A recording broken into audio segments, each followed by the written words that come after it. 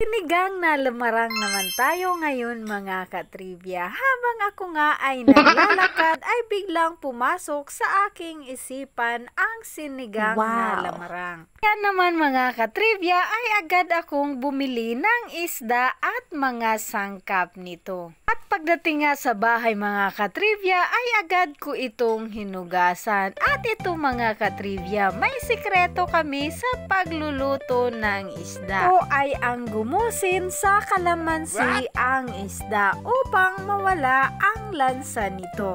Bago mo ito lutuin mga katrivia ay kailangan mo muna itong bandawan. O diba parang labahin lang ang daming proseso. Para nga daw po mawala ang lansa ng isda. Pagkatapos nga mga katrivia ay ready na nga itong gisahin sa sibuyas, bawang at may kasamang luya. Siyempre mga katrivia, mawawala ba naman ang kamatis na pampaganda raw ng kutis? Kailangan nga mga katrivia ay palabasin ang sariling katas nito upang sa ganon ito ay maging malasa at malinamnam. And now, presenting sinigang na lamarang with luya mga katrivia. So, amoy pangalang mga katrivia ay talagang natatakam na ako. Kaya naman, ayan at una nang sumandok ang inyong lingkod. So, dito nga mga katrivia ay KKS kami. Kanya-kanyang sandok baga mga katrivia. May style talaga itong si Ate Chel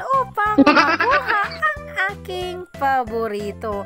Ito ay ang ulo ng isda. Mas gusto ko kasi ang lasa nito kaysa sa purong laman. Kigulay nga rin pala ako mga katrivia. Kaya naman sa tuwing kami ay magluluto ay hindi na nga nawawala ang gulay.